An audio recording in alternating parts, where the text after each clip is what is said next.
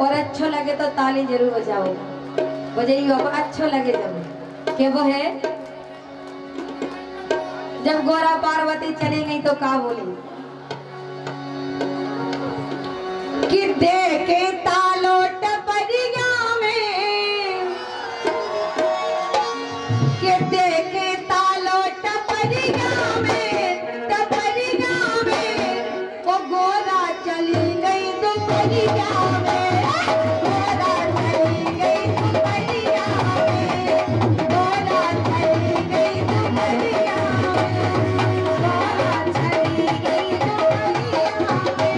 गोरा चली गई दोपहरिया